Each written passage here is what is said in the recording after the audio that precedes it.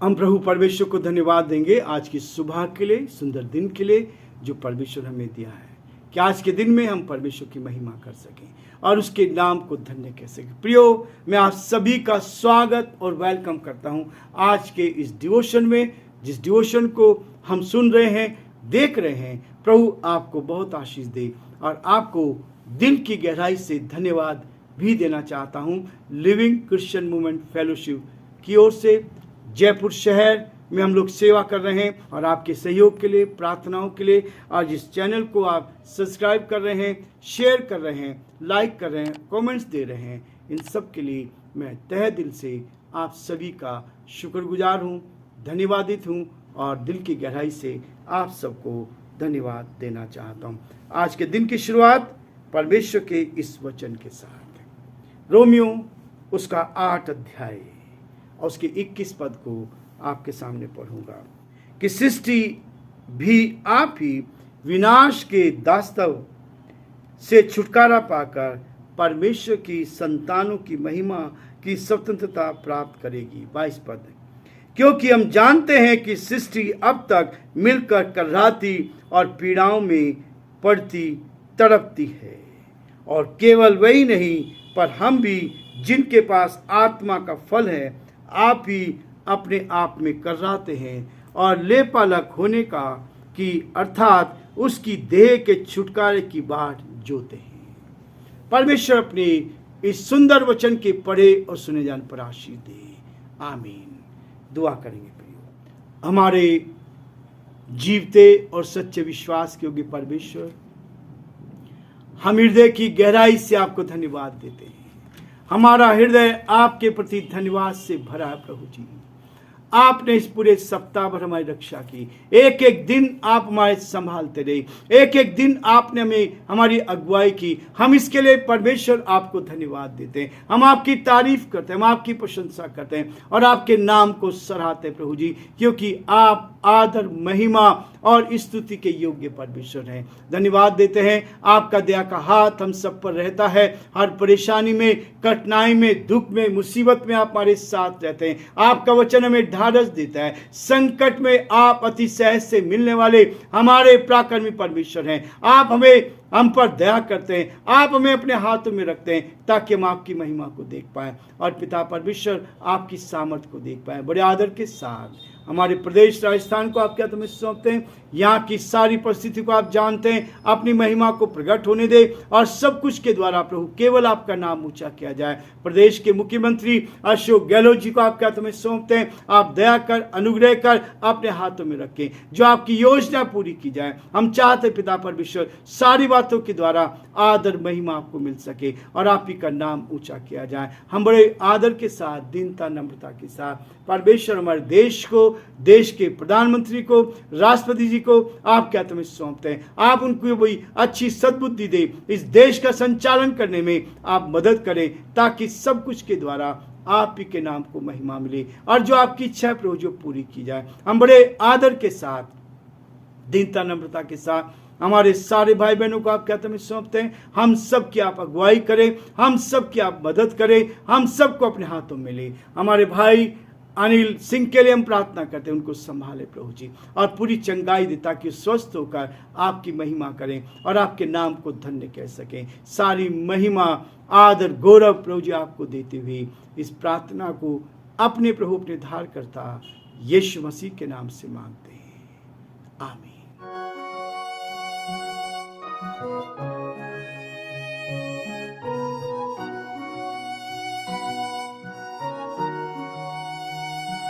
कलवरी के पास खड़ा हो, खून की धारा देखता जा, तेरे पापों का यही दाम दिया है मसीह यीशु ने।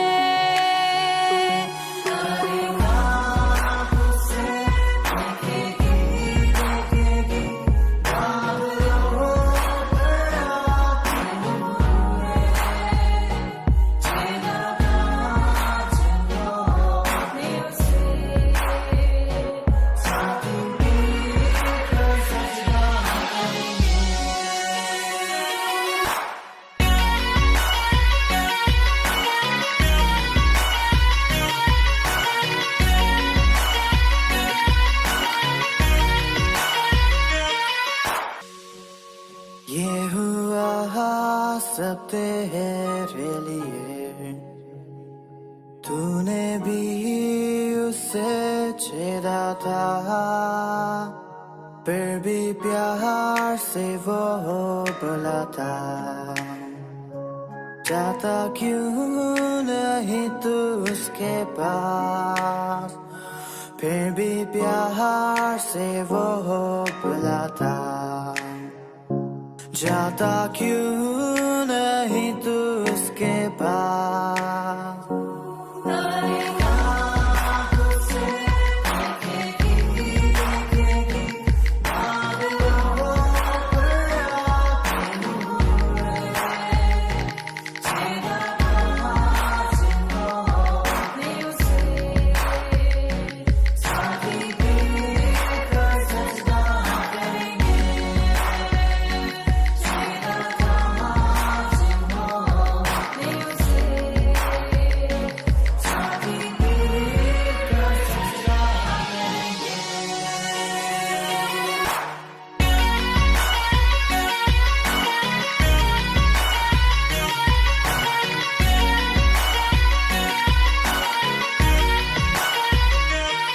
जल्दी वक्त गुजरता जाता है, रात अंधेरी आती है।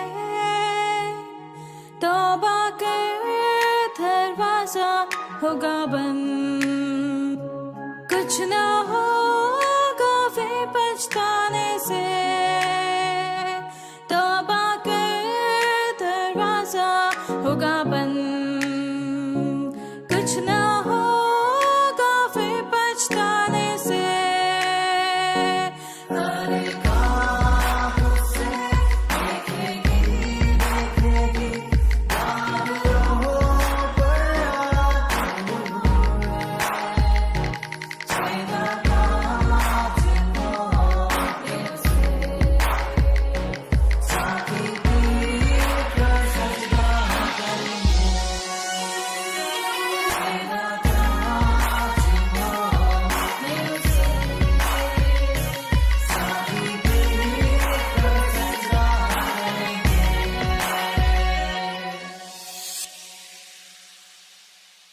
परमेश्वर का वचन कह रहा है, रोमियोस का 8 अध्याय 22 पद में, क्योंकि हम जानते हैं जो लोग आत्मा से भरे हुए हैं, जिनकी आत्मा शुद्ध हो गई है, जिनकी आत्मा पवित्र हो गई है, उसके लिए कहता है क्योंकि हम जानते हैं, हमें मालूम है, हम जानते हैं इस बात को, हमने इस बात को देखा है, हमने इस बात को परखा है, हमने इस वचन में से पढ़ा है, इस वचन की गहराई को देखा है। और जब ये वचन हमें प्रोत्साहित करता है और कहता है पौलुस, क्योंकि हम जानते हैं कि सारी सृष्टि अब तक मिलकर कर रही है। उस सारी सृष्टि को परमेश्वर ने बनाया था और 6 दिन में हर रोज कहता अच्छा है, अच्छा है, बहुत अच्छा बनाया, ये सृष्टि बहुत अच्छी बनाए। लेकिन 6ठे दिन उसने कहा बहुत अच्छा है। जब मनुष्य को और जानवरों को बनाया तब परमेश्वर ने 6ठे दिन कहा बहुत ही अच्छा है। ये सारी सृष्टि जानवरों के लिए, पक्षियों के लिए, मनुष्य के लिए और रेंगने वाले जंतुओं के लिए है। सारी सृष्टि को बनाया गया। और लेकिन ये सृष्टि भी कर्राती है, ये सृष्टि भी कर्राती है। और इसी बात को पौलुस कहता है क्योंकि हम जानते हैं कि सारी सृष्टि अब तक मिलकर कर्राती और पीड़ाओं में पड़ी तड़पती है, पीड़ाओं में पड़ी तड़पती है। प्रियो, ये पीड़ाओं में तड़प रही है, इसके पीछे परमेश्वर मुझे और आपको एक बात और बताना चाहता है। जब हम इस बात को देखते हैं, परमेश्वर कहता है, उसका वचन हमें कई बार ढाढ़स देता है, हिम्मत देता है, ताकत देता है। सृष्टि कर्रा रही है, सृष्टि कर्रा रही है, लेकिन परमेश्वर का वचन एक अलग बात ही यहाँ पर कहता है। जब हम किसी प्रकार के उसमें आते, संकट में आते, क्लेश में आते हैं, समस्या में आते हैं, तो यहाँ पर गलेशियंस चैप्टर 6 वर्स 2 में लिखा है, यहाँ पर बहुत अच्छी बात कहता है, तुम एक दूसरे का भार उठाओ, तुम एक दूसरे का भार उठाओ और इस प्रकार मसीह की व्यवस्था को पूरी करो। एक दूसरे का भार उठाना है, सृष्टि को बचाना है। सृष्टि जो कर्रा रही है, एक दूसरे का भार उठाओ। संसार में हम मनुष्य का भार उठाते हैं। आज लोग जानवरों से प्यार करते हैं, उन जानवरों की रक्षा करने का हमारा फर्ज है। आज पेड़ों की रक्षा करने का हमारा फर्ज बनता है। इस सृष्टि को बचाना है, पर्यावरण को बचाना है। और इस पर्यावरण को हम कैसे बचा सकते हैं? मनुष्य को ये जिम्मेवारी दी है कि इस पूरी सृष्टि की रक्षा हम करें, पूरी सृष्टि की रक्षा हम करें। आज प्रदूषण बढ़ता चला जा रहा है, प्रदूषण बढ़ रहा है प्रियो। वो कह रहा है यदि पेड़ हम काटते हैं, पेड़ों को लगाने के लिए कहते हैं और पेड़ लगे, जबकि परमेश्वर ने कहा है एक एक जाति के पेड़ उससे बनाए हैं और उनके फल उसमें बनाए हैं, उनके बीज बनाए हैं ताकि वो बीज गिरे और उसके बाद नए पेड़ बन जाएं। और मनुष्य की भी ये इच्छा होनी चाहिए कि हम इस संसार में रहते इस सृष्टि को बचाने के लिए पेड़ों को लगाएं, पेड़ों को लगाएं। जितना अधिक हम इसको करते हैं ये सृष्टि बचती चली जाएगी, क्योंकि आज प्रदूषण बढ़ता चला जा रहा है। इसलिए यहां पर कहता है क्योंकि हम जानते हैं कि सारी सृष्टि अब तक मिलकर कर्राती है और पीड़ाओं में पड़ी तड़पती है।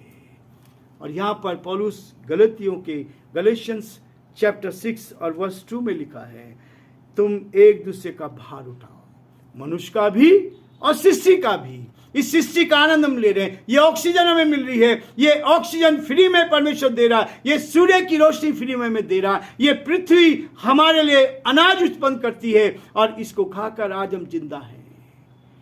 ये सब कुछ सृष्टि जो बनी है ये परमेश्वर की ओर से बनी है। इसलिए प्रियो, परमेश्वर का वचन कहता है कि हम उसके साथ आगे बढ़ते चले जाएं और न केवल उसके साथ आगे बढ़ें परंतु हम दूसरों की मदद करने वाले बन सकें, दूसरों की सहायता करने वाले बन सकें और जो परमेश्वर की योजना है उसको अपने जीवन से पूरा होता देख सके। प्रियो, ये वचन बार बार मुझे आपको प्रेरित करता है और इसलिए एक एक पद को लेकर हम चल रहे हैं। और केवल वही नहीं पर हम भी जिनके पास आत्मा का पहला फल है। सृष्टि को बचाना मेरा और आपका कर्तव्य है। सृष्टि जो कर्रा रही है उसमें हम अपना क्या योगदान दे सकते हैं। और इसलिए कहता है और केवल वही नहीं हम भी जिनके पास आत्मा का पहला फल है, आप ही अपने में कर्राते हैं।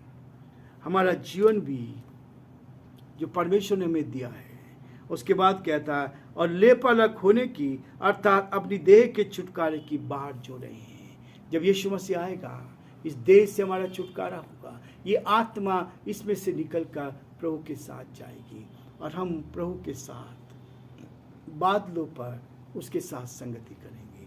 परमेश्वर हम सबको बहुत आशीष दे और परमेश्वर का हाथ हम सब पर बना रहे ताकि हम प्रभु की महिमा करें। आज हम ही रुकेंगे, कल फिर हम आगे बढ़ेंगे ताकि प्रभु